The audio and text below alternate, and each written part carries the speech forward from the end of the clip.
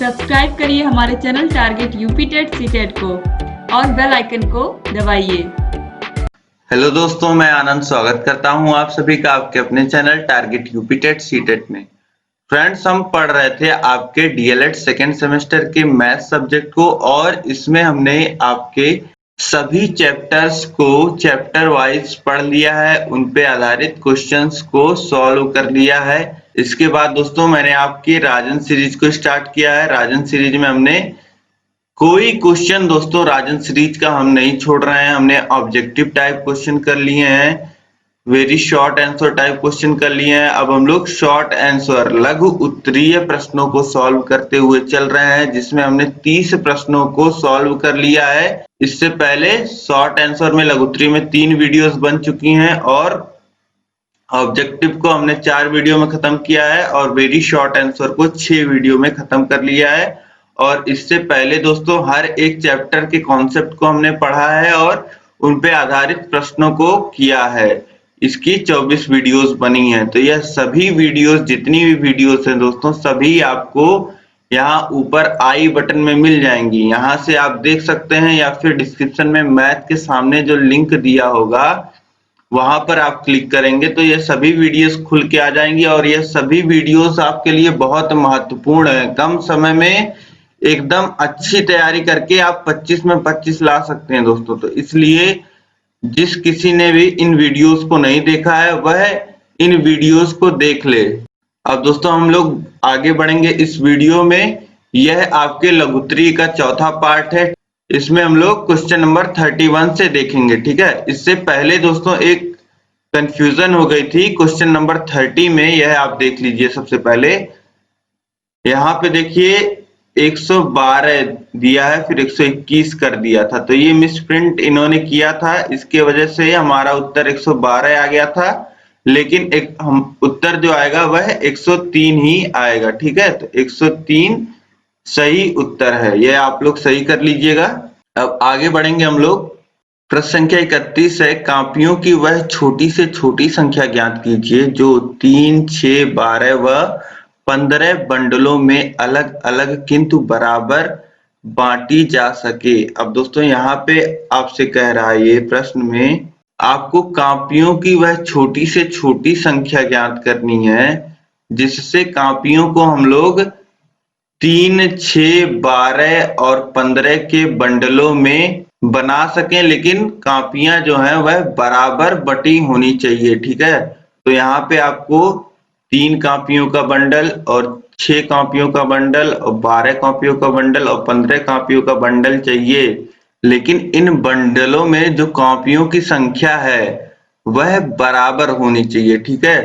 तो यहाँ पे छोटी से छोटी संख्या आपको ज्ञात करनी है, मतलब कि लघुत्तम समापवर्त आपको ज्ञात करना है दोस्तों, मतलब कि लीस्ट कॉमन मल्टीपल, ठीक है। तो हम लोग एलसीएम निकाल लेते हैं यहाँ पे। तो देखिए 3, 6, 12, 15 को इस प्रकार लिख देंगे। अब देखेंगे 2 से भाग जा रहा है तो 2 से भाग दे देंगे।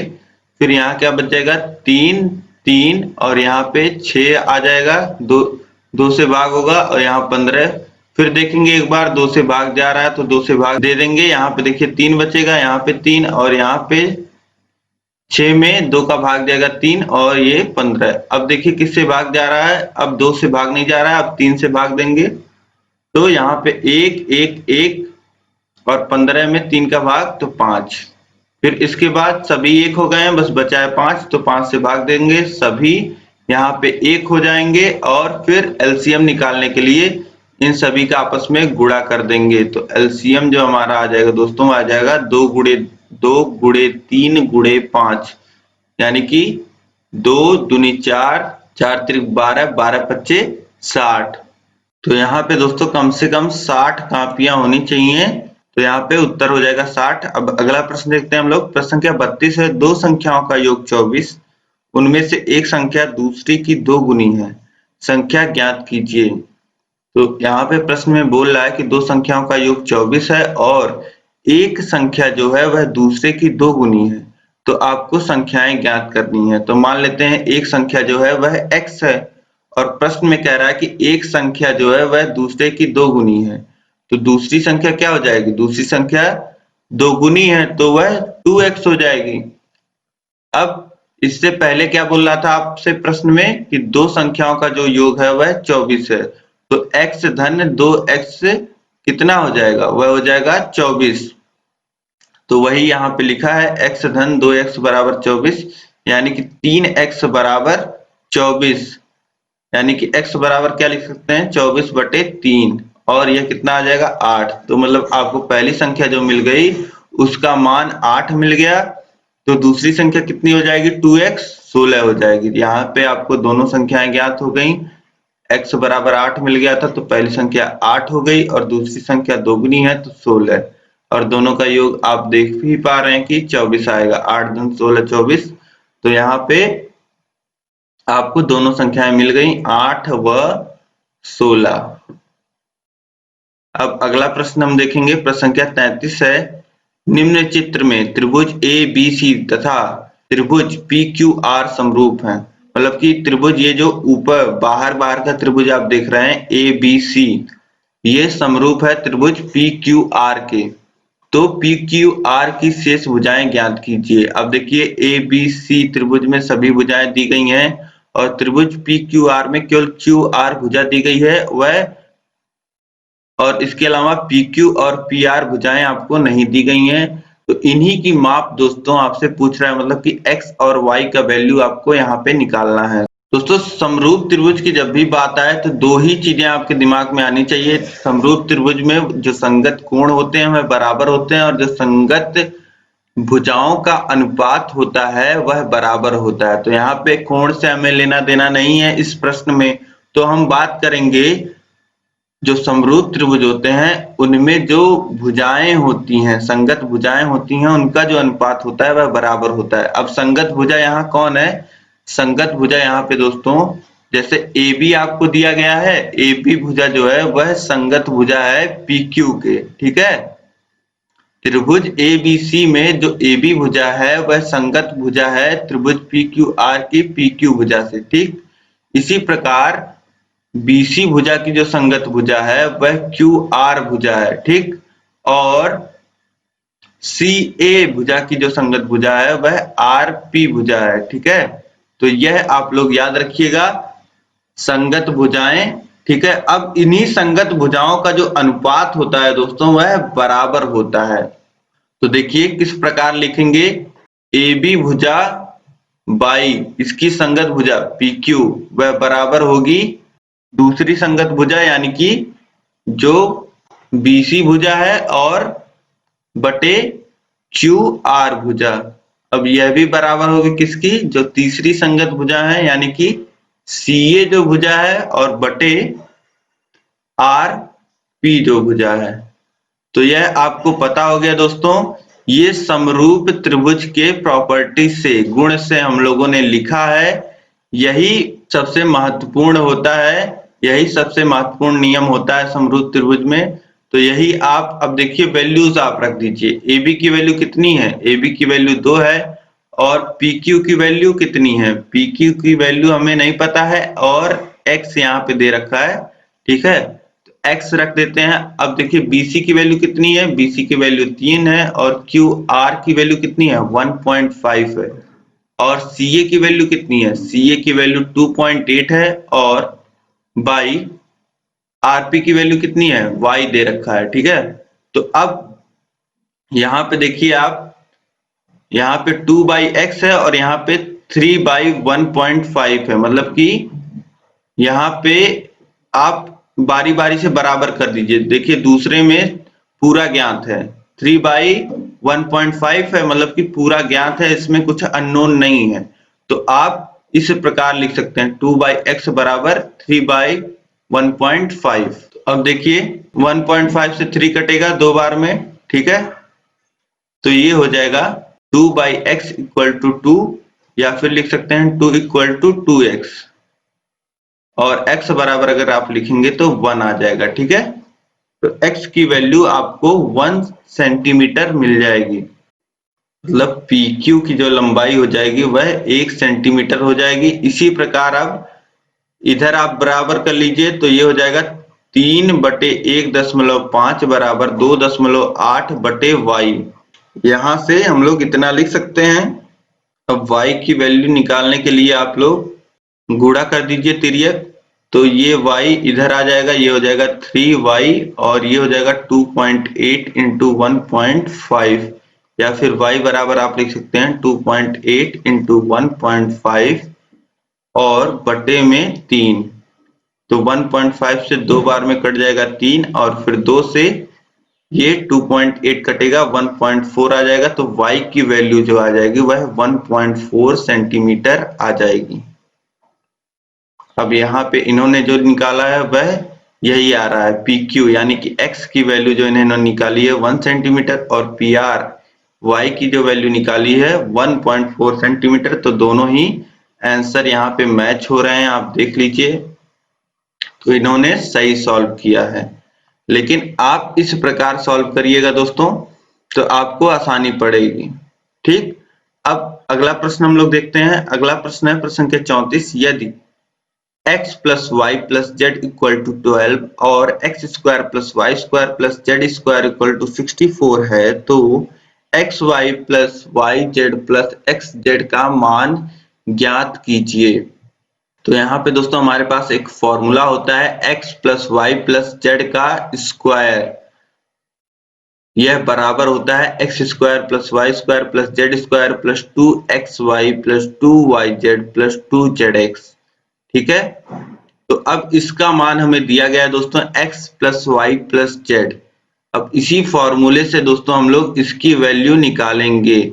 जो वैल्यूज हमें पता है उस वैल्यूज का मान हम लोग, जो वैल्यूज पता है उनका मान हम लोग रखते जाएंगे और जो वैल्यू निकालना है उसको हम निकाल लेंगे। ठीक है, तो अब देखिए x plus y plus z की वैल्यू हमें पता है 12, तो यहाँ पे 12 रख दीजिए x plus y plus z की जगह, तो ये हो जाएगा 12 का स्क्वायर बराबर। अब x square plus y square plus z square की वैल्यू हमें पता है 64, तो यहाँ पे 64 रख देंगे। X square plus y square plus z square की जगह आ गया है 64, फिर प्लस, अब यहाँ से देखिए सब में 2 आ रहा है तो 2 आप कॉमन ले लीजिए, फिर ब्रैकेट लगा दीजिए, तो ये हो जाएगा x y plus y z plus z x. 12 का स्क्वायर आप करेंगे तो आ जाएगा 144 और इस 64 को इधर भेज दीजिए, तो ये हो जाएगा 144 माइनस 64 बराबर 2 और ब्रैकेट में 2y plus y z plus z x.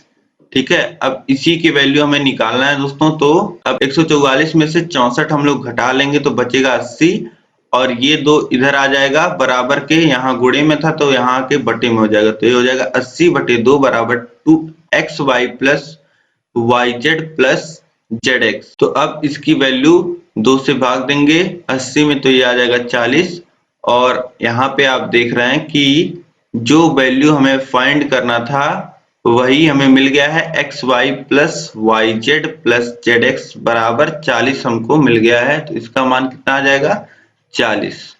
ठीक है, तो ये 40 हमारा उत्तर हो जाएगा। अब देखते हैं अगला प्रश्न।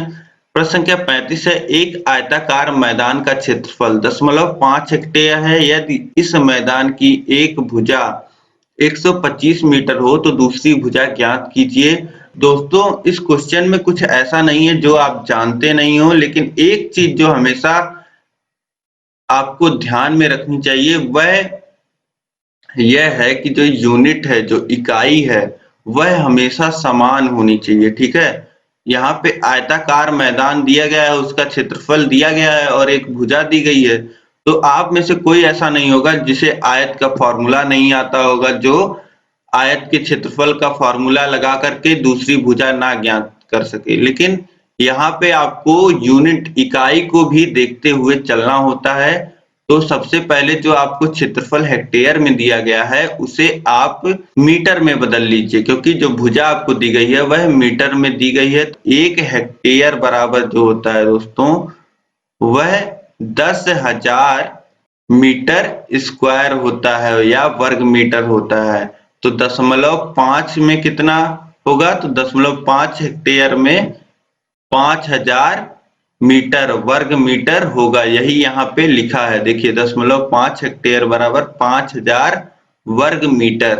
तो अब क्षेत्रफल का आप फॉर्मूला लगा दीजिए। क्षेत्रफल का फॉर्मूला, आयत का क्षेत्रफल आपको पता ही है कि लंबाई गुणे चौड़ाई। ठीक है, तो L इंटू बी कर दीजिए। अब ए आपको पता है, क्षेत्रफल आपको पता है कि 5000 है, और बराबर एक भुजा आपको पता है 125, और दूसरी भुजा आपको ज्ञात करना है। ठीक है, तो दूसरी भुजा की जगह हम लोग b लिख दे रहे हैं जब कुछ नहीं पता है।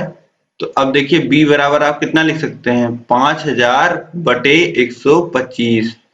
अब 125 से 500 को काटेंगे तो 4 बार में कट जाएगा, और यहाँ बचा है एक शून्य, तो ये जाएगा 40। तो यहाँ पे 40 मीटर जो आपका उत्तर है वह बिल्कुल सही दिया गया है। 40 मीटर उत्तर आएगा, मतलब जो दूसरी भुजा की माप आएगी वह 40 मीटर आएगी।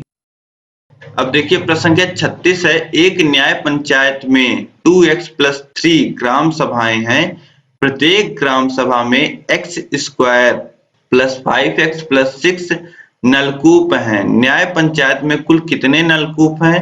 यदि x बराबर 1 हो तो नलकूपों की संख्या ज्ञात करो। अब दोस्तों बोल रहा है कि एक न्याय पंचायत है, ठीक है, एक न्याय पंचायत है, और इस न्याय पंचायत में कई सारे गांव होंगे, यह आपको पता है दोस्तों। तो इसमें कई सारे गांव हैं, और इसमें बोल रहा है कि ये जो ग्राम सभाएं हैं, इस प्रत्येक ग्राम सभा में इतने नलकूप हैं, x² + 5x + 6, मतलब कि इन ग्राम सभाओं में नलकूप लगे हुए हैं। ठीक है, और इन नलकूपों की संख्या हमें दी गई है दोस्तों। ठीक है, और आपसे पूछ रहा है कि पूरे न्याय पंचायत में, इस पूरे न्याय पंचायत में कितने नलकूप लगे हैं, यह आपसे पूछ रहा है जब x की वैल्यू 1 हो। ठीक है, तो सबसे पहले तो आप क्या कर लेंगे, सबसे पहले आप इन सभी नलकूपों की संख्या, टोटल जो न्याय पंचायत में लगे हुए नलकूप हैं उनकी संख्या निकाल लेंगे। यह संख्या आपको x के टर्म में मिल जाएगा, और लास्ट में आप x की वैल्यू 1 पुट कर देंगे, क्योंकि आपको x की वैल्यू 1 दी गई है। ठीक है, इस क्वेश्चन में कुछ नहीं है। यह क्वेश्चन इसी तरीके से है कि एक स्कूल आपको दिया गया है, एक स्कूल है, इसमें ढेर सारी क्लासेस हैं, और क्लासेस में आपको संख्या दी गई है। जैसे एक स्कूल में मान लेते हैं 10 क्लास है, और 10 क्लास में आपको प्रत्येक क्लास में 40 बच्चों की संख्या दी गई है। तो आप किस प्रकार निकालते, आप लिखते 10 क्लास है और हर एक क्लास में 40 बच्चे हैं, तो आप 40 गुणे 10 कर देते, 400 टोटल संख्या आ जाती बच्चों की। तो यही आपको इस प्रश्न में भी करना है। हर यहाँ एक स्कूल की जगह न्याय पंचायत दिया गया है। न्याय पंचायतों में क्या होता है, ग्राम सभाएं होती हैं, और हर एक ग्राम सभा में क्या होता है कि नलकूप होते हैं। तो नलकूपों की संख्या एक ग्राम सभा में दी गई है, और आपसे न्याय पंचायत में पूछ रहा है, तो आप क्या कर देंगे, आप जो ग्राम सभाओं की संख्या है उसका गुणा कर देंगे एक ग्राम सभा में लगे हुए नलकूपों की संख्या से। तो आपको क्या मिल जाएगा, तब आपको मिल जाएगा कुल नलकूपों की संख्या। यही पूछा है आपसे कि पूरे न्याय पंचायत में नलकूपों की संख्या कितनी है, यह आप बताइए। तो कुल नलकूपों की संख्या निकालने के लिए हम लोग जितनी ग्राम सभाएं हैं उसका गुणा कर देंगे एक ग्राम सभा में जितने नलकूप हैं। तो अब गुणा कर लीजिए। देखिए 2x + 3 का गुणा होना है x + 5x + 6 में। ठीक है, यहाँ पे दोस्तों x इन्होंने लिख दिया है, जबकि x² दिया गया है प्रश्न में, तो यहाँ पे स्क्वायर छूट रहा था, तो ये आप लोग लगा लीजिएगा। अब इसको हम लोग सॉल्व कर लेते हैं कॉपी पे। देखिए अब यहाँ पे दोस्तों कुल नलकूपों की संख्या निकालने के लिए हमें न्याय पंचायत में कितनी ग्राम सभाएं हैं और प्रत्येक ग्राम सभा में कितने नलकूप हैं, तो इन दोनों का गुणा हम कर लेते हैं, तो हमें टोटल कितने नलकूप हैं न्याय पंचायत में वह मिल जाएंगे। तो देखिए अब गुणा यहाँ पे करेंगे, तो इस 2x का पहले गुणा होगा इस पूरे पद में। ठीक है, तो इसे कितना लिखेंगे, 2x × x² + 5x + 6, फिर इस 3 का गुणा होगा इस पूरे पद में। ठीक है, तो इसे क्या लिखेंगे, -3 x² + 5x + 6। ठीक, अब ब्रैकेट खोल दीजिए, तो कितना होगा 2x³ plus 10x² plus 12x plus 3x², यहाँ भी हम ब्रैकेट खोल रहे हैं तो ये हो जाएगा 15x धन 6×18। अब यहाँ पे जोड़ लीजिए। देखिए x³ का केवल एक पद है तो इसे ऐसे ही लिख लेंगे। अब x² के दो पद आपको दिख रहे होंगे, एक 10x², एक 3x², तो ये हो जाएंगे 13x²। फिर x का देखिए दो पद दिख रहा है, 12x और 15x, तो ये हो जाएगा 27x। फिर धन कांस्टेंट एक ही है 18। तो इतने नलकूप दोस्तों यहाँ पे आपको मिल गए। अब यहाँ पे आपसे दोस्तों बोला है कि x का जो मान है वह 1 है, तो x का मान आप 1 रख दीजिए, आपको कुल नलकूपों की संख्या मिल जाएगी। तो 2x³ है प्लस 13x² है, x की जगह हम लोग 1 रखते चल रहे हैं, प्लस 18, तो ये हो जाएगा 2 धन 13 धन 27 धन 18। तो 2 धन 13 15, 15 और 27 हो जाएगा दोस्तों 42, और 42 और 18 हो जाएगा 60। तो टोटल जो नलकूपों की संख्या आपको मिल गई दोस्तों वह 60 मिल गई। यहाँ पे भी देखिए आप, इन्होंने सॉल्व किया है, 60 आपको उत्तर मिल जाएगा। ठीक है, तो बिल्कुल सही यहाँ पे दिया गया है। जो न्याय पंचायत में नलकूपों की संख्या आपको मिल जाएगी वह 60 मिल जाएगी। ठीक है, अब इसके आगे बढ़ते हैं दोस्तों। प्रश्न संख्या 37, वह छोटी से छोटी संख्या ज्ञात कीजिए जिसमें 7 घटाने पर 12, 16, 18 व 21 से विभाजित हो जाए। तो आपको यहाँ पे छोटी से छोटी संख्या बतानी है जिसमें से 7 घटाया जाए तो वह जो संख्या है वह 12, 16, 18 और 21 से पूरी विभाजित हो जाए। तो आप पहले दोस्तों ये सोचिए, ये हटा दीजिए, आपको वह संख्या ज्ञात करनी है, आपको वह छोटी से छोटी संख्या ज्ञात करनी है जो 12, 16, 18 और 21 से विभाजित हो। तो अगर आपको 12, 16, 18 और 21 से विभाजित होने वाली छोटी से छोटी संख्या ज्ञात करनी है तो आप कैसे निकालते हैं? आप निकालते हैं 12, 16, 18 और 21 का लघुत्तम समापवर्तक लेकर, एलसीएम लीस्ट कॉमन मल्टीपल आप ज्ञात कर लेते हैं तो आपको मिल जाता है 12, 16, 18 और 21 से विभाजित होने वाली छोटी से छोटी संख्या। ठीक है, अब यह तो आप निकाल लेंगे। अब इसके बाद देखिए प्रश्न में क्या कह रहा है, जिसमें 7 घटाने पर, मतलब कि वह छोटी से छोटी संख्या जिसमें 7 घटाने पर यह 12, 16 और 21 से विभाजित हो, मतलब कि वह संख्या 7 बड़ी होनी चाहिए उस संख्या से जो पूरी विभाजित हो, तभी तो 7 घटने के बाद भी वह संख्या उतनी बनी रहेगी जो 12, 16, 18 और 21 से विभाजित हो।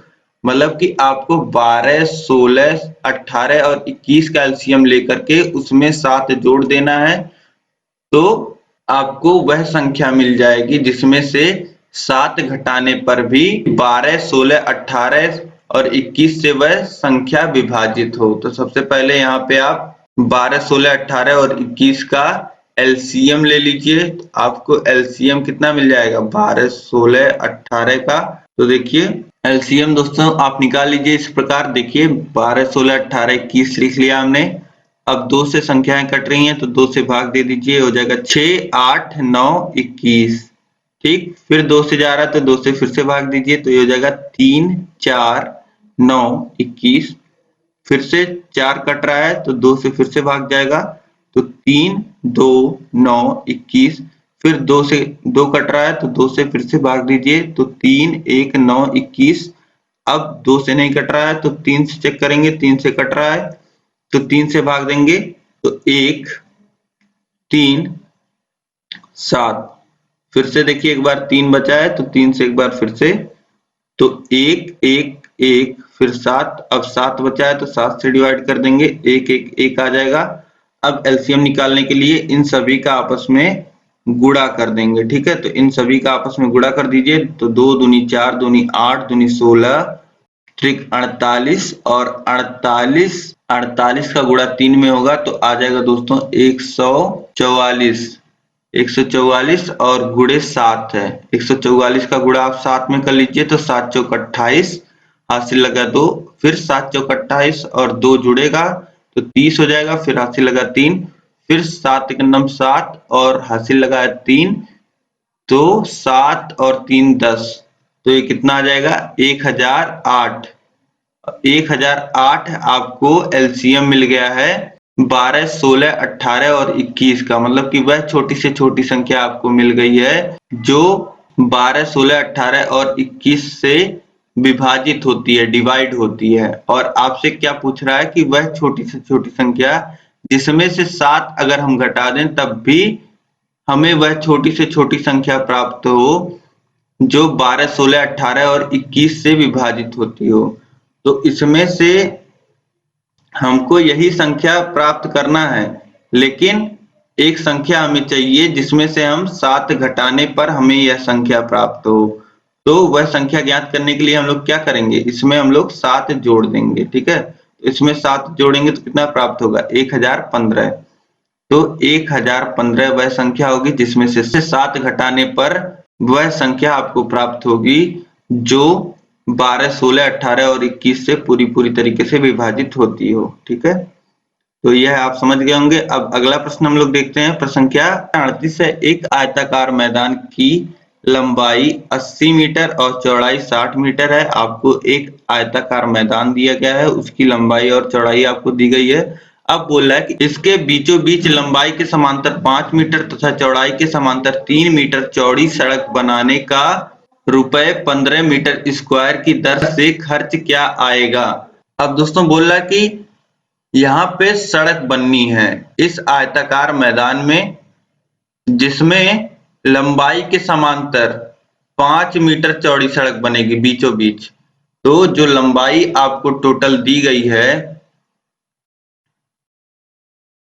जो टोटल लंबाई दी गई है दोस्तों, वह 80 मीटर दी गई है। और इस 80 मीटर लंबाई के समांतर बीचों बीच, मतलब इस तरीके से यहाँ पे एक सड़क बननी है जिसकी जो चौड़ाई होगी वह 5 मीटर की होगी। तो ये जो सड़क होगी लंबाई के समांतर, इसकी जो चौड़ाई होगी वह 5 मीटर की होगी। और इसके साथ ही साथ बोल रहा है चौड़ाई के समांतर, मतलब ये जो आपका है यह चौड़ाई है और इस चौड़ाई के समांतर इस आयताकार मैदान के बीचों बीच 3 मीटर चौड़ी सड़क बनने वाली है। तो चौड़ाई के समांतर 3 मीटर की सड़क ये हो जाएगी। ठीक है,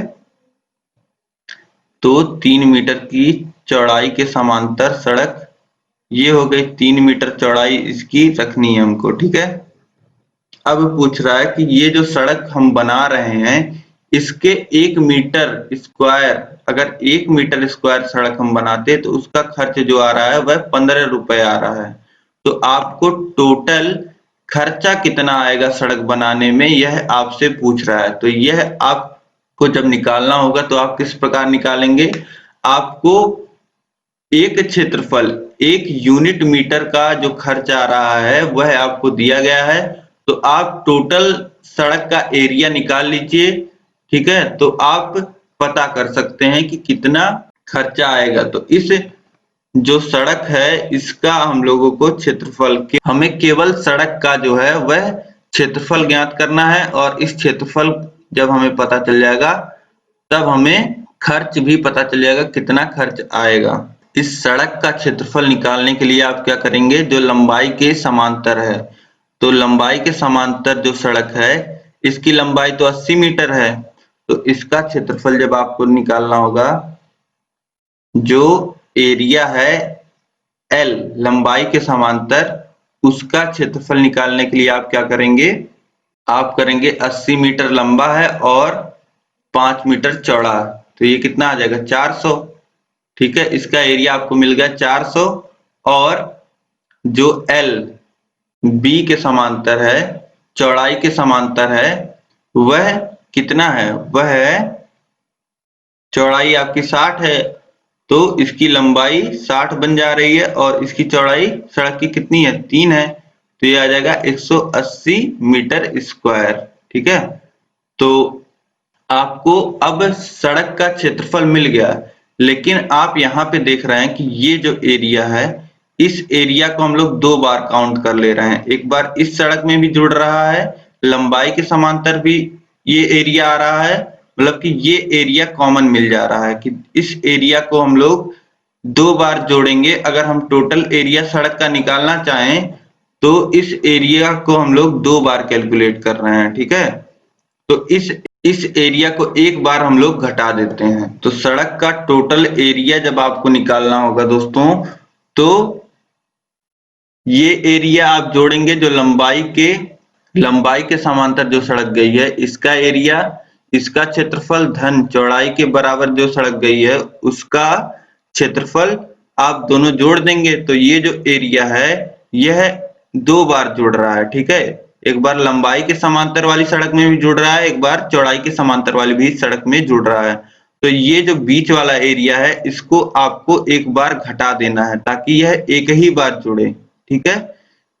तो इस बीच वाले एरिया का जब हम क्षेत्रफल निकालेंगे तो देखिए इस बीच वाले एरिया का क्षेत्रफल कितना होगा। इस बीच वाले एरिया की लंबाई चौड़ाई आप ज्ञात कर लीजिए। तो इस बीच वाले एरिया की लंबाई हो जाएगी 5 और चौड़ाई 3, तो इसका क्षेत्रफल आ जाएगा 15 मीटर स्क्वायर, ठीक है। लंबाई इसकी क्या हो जाएगी, इसकी लंबाई हो जाएगी, ये जो लंबाई के समांतर सड़क है उसकी चौड़ाई इसकी लंबाई बन जाएगी। तो यह 5 आ जाएगा और इसकी चौड़ाई हम लोग देखेंगे तो इस सड़क की जो चौड़ाई के समांतर है इसकी जो चौड़ाई है वह इसकी चौड़ाई बन जाएगी, तो 3 मीटर, ठीक है। तो 5 गुणे 3 कितना आ जाएगा, 15 मीटर स्क्वायर। यह 2 बार जोड़ रहा था तो एक बार घटा देंगे। तो टोटल अब जब आप करेंगे सड़क का क्षेत्रफल निकालने के लिए तो 400 धन 180 करेंगे आप, 400 धन 180 करेंगे, फिर उसमें से एक 15 माइनस कर देंगे। तो ये हो जाएगा 580 माइनस 15, यानी कि 565 मीटर आपको एग्जैक्ट मिल गया दोस्तों, जितना आपको सड़क बनाना है उसका क्षेत्रफल, ठीक। तो 565 मीटर स्क्वायर आपको सड़क बनाना है और 1 मीटर स्क्वायर का खर्च है 15 रुपए।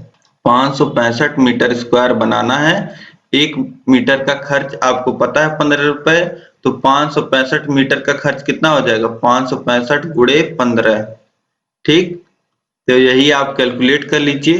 तो 565 गुणे 15 कितना आ जाएगा दोस्तों, 8475 रुपए, मतलब इतना रुपए खर्च होंगे। अगर 1 मीटर स्क्वायर बनाते हैं तो 15 रुपए खर्च होते हैं हमारे। तो 565 मीटर स्क्वायर अगर हमें बनाना होगा तो 565 गुणे 15 कर देंगे और यह आ जाएगा 8475 रुपए। इतने रुपए लगेंगे इस आयताकार मैदान में सड़क बनाने के लिए, ठीक। यहाँ पे भी आप उत्तर देख लीजिए, यहाँ पे भी इन्होंने सही सॉल्व किया है 8475। अब इसके बाद देखिए दोस्तों, इसके बाद अगला प्रश्न है प्रश्न संख्या 39। यह त्रिभुज ABC और त्रिभुज PQR में AB 3.5 centimetre, BC 7.1 centimetre, AC बराबर 5 सेंटीमीटर, PQ बराबर 7.1 सेंटीमीटर, QR बराबर 5 सेंटीमीटर और PR बराबर 3.5 सेंटीमीटर हो तो दोनों त्रिभुज की सर्वांग क्षमता का परीक्षण कीजिए। अब यहाँ पर दोस्तों आप त्रिभुज में ध्यान से देखिए, जो भुजा AB 3.5 सेंटीमीटर है इसी के बराबर एक भुजा त्रिभुज PQR में PR है 3.5 सेंटीमीटर, ठीक है। तो ये आप देख पा रहे होंगे यहाँ पे AB बराबर PR हो गया, ठीक। अब इसके बाद आप देख पा रहे होंगे कि AC जो भुजा है 5 सेंटीमीटर की, इसी प्रकार एक भुजा त्रिभुज PQR में है QR 5 सेंटीमीटर की। तो इस प्रकार आप AC बराबर QR लिख सकते हैं और इसी प्रकार BC भुजा जो है त्रिभुज ABC में वह बराबर है त्रिभुज PQR के भुजा PQ के। तो इस प्रकार BC बराबर PQ आप लिख सकते हैं और तीन भुजाएं देखिए यहाँ पे त्रिभुजों की बराबर हो गई हैं। तो त्रिभुज की जब तीन संगत भुजाएं बराबर हो जाती हैं तो हम दोनों त्रिभुज को सर्वांगसम त्रिभुज लिख सकते हैं। तो यहाँ पे त्रिभुज ABC सर्वांगसम त्रिभुज हो जाएगा PQR के, ठीक है। अब चलिए अगला प्रश्न देखते हैं। प्रश्न संख्या 40 है दोस्तों, x धन 1/2x बराबर 4 है तो x cube plus 1/8x cube बराबर क्या होगा। अब यहाँ पे दोस्तों आपको जो मान पता है वह x के एक घात में पता है, यानी कि x धन 1/2x बराबर 4 आपको पता है, और यहाँ पे x की घात क्या है, x की घात 1 है। और जो आपसे मान पूछ रहा है दोस्तों उसमें देखिए x की घात आपको कितनी दिख रही है, 3 दिख रही है। तो आपको क्या करना है, जो आपको मान पता है उसी मान का आपको क्यूब ले लेना है। तो जो मान आपको पता है उसी मान का आप क्यूब कर दीजिए। तो x प्लस 1/2x का क्यूब आप करेंगे तो ये कितना हो जाएगा, ये हो जाएगा, यहाँ पे फॉर्मूला अप्लाई हो जाएगा, a प्लस बी के होल क्यूब का फॉर्मूला अप्लाई हो जाएगा। यह कितना होता है, यह होता है a cube plus b cube plus 3ab into bracket में a प्लस b। तो इसी फॉर्मूले का यूज करते हुए दोस्तों हम लोग यहाँ पे इसे x प्लस 1/2x के क्यूब को लिख देंगे। x क्यूब प्लस 1/2x का क्यूब होगा तो ये कितना होगा, 1/8x cube plus 3 into x into 1/2x, तो ये कितना हो जाएगा 3x/2x इंटू ब्रैकेट में a प्लस बी यानी कि x प्लस 1/2x, तो ये इतना लिख सकते हैं आप। अब देखिए यहाँ पे आपको वैल्यू पता है x प्लस 1/2x की, तो आप रख दीजिए, 4 है वैल्यू तो 4 रख देंगे, तो इधर मिल जाएगा 4 का क्यूब और इधर हो जाएगा x cube plus 1/8x cube plus 3/2। देखिए x से x कैंसिल हो जाएगा तो बचेगा 3/2, और यहाँ पर भी हमें x प्लस 1/2x का मान पता है तो ये हो जाएगा 4। यहाँ पे स्क्वायर लगा दिया है, ये स्क्वायर नहीं रहेगा दोस्तों। अब इसके बाद सॉल्व करेंगे तो 4 का क्यूब कितना हो जाएगा, 64 हो जाएगा, और ये हो जाएगा x cube plus 1/8x cube plus, अब देखिए 2 से 4 कैंसिल हो जाएगा 2 बार में, तो ये हो जाएगा 3 इंटू 2 6। ठीक, अब ये 6 जो है वह उधर जाएगा बराबर के, तो इधर हो जाएगा 64 माइनस 6, और x cube plus 1/8x cube बराबर के इधर बचा हुआ है। ठीक है, तो x cube plus 1/8x cube की वैल्यू कितनी आ जाएगी, 58। तो 58 हमारा आंसर हो जाएगा, इसका मान जो आ जाएगा वह 58 आ जाएगा। अब यहाँ पे दोस्तों आपके 40 प्रश्न पूरे कंप्लीट होते हैं। मैंने बहुत ही अच्छे ढंग से आपको बताने का प्रयास किया है, और यह वीडियो आपको दोस्तों पसंद आई है तो वीडियो को प्लीज आप लोग लाइक कर दीजिए, और नीचे दोस्तों सब्सक्राइब लिखा होगा रेड कलर में, उसे सब्सक्राइब पे आप क्लिक कर दीजिए, और बगल में बेल आइकन बन के आ जाएगा, बेल आइकन पे आप लोग ऑल पे कर लीजिएगा, जिससे सभी नोटिफिकेशंस आपको मिल पाए, कोई भी वीडियो आपकी मिस ना हो, और किसी भी कॉन्सेप्ट को आप बिना समझे एग्जाम में ना चले जाए, नहीं तो आपके नंबर कम हो जाएंगे। इसीलिए आप लोग बेल आइकन पे जरूर क्लिक करे रहिए। और अगर आपको नोटिफिकेशन दोस्तों नहीं मिल पा रही है तो आप टेलीग्राम पे ज्वाइन हो जाइए हमारे चैनल से। टेलीग्राम ऐप पे आप सर्च करेंगे टारगेट यूपी टेट सीटेट, तो हमारा लोगो आपको दिख जाएगा TUC का, वहां पे जाकर के आप ज्वाइन कर सकते हैं, या फिर नीचे डिस्क्रिप्शन में लिंक दिया गया है टेलीग्राम का, वहां से भी आप जाकर के ज्वाइन कर सकते हैं। वहां पे आपको सभी वीडियोस के नोटिफिकेशन, सभी PDFs आपको टाइम टाइम पे मिलते रहते हैं, तो वहां पे आप जरूर ज्वाइन हो जाइए। इस वीडियो में कहीं कोई डाउट है आपको तो आप मुझे नीचे कमेंट करके बताइए। यह वीडियो आपको कैसी लगी मुझे कमेंट करके बताइए। और इससे पहले के वीडियोस अगर आपने गणित के मिस किए हैं तो उन सभी वीडियोस को आप देख लीजिए। ऊपर आई बटन में आपको लिंक मिल जाएगा, और नीचे डिस्क्रिप्शन बॉक्स में मैथ लिखा हुआ आपको मिल जाएगा। मैथ के सामने का जो लिंक होगा उसको आप क्लिक कर लीजिएगा, तो आपको मैथ के सभी वीडियोस देखने को मिल जाएंगे। अब दोस्तों इसी प्रकार बहुत ही व्यवस्थित ढंग से आपको सभी विषय पढ़ाए गए हैं हमारे चैनल पे, तो आप सभी विषयों को पढ़ सकते हैं हमारे चैनल से, आपके बहुत अच्छे नंबर आएंगे।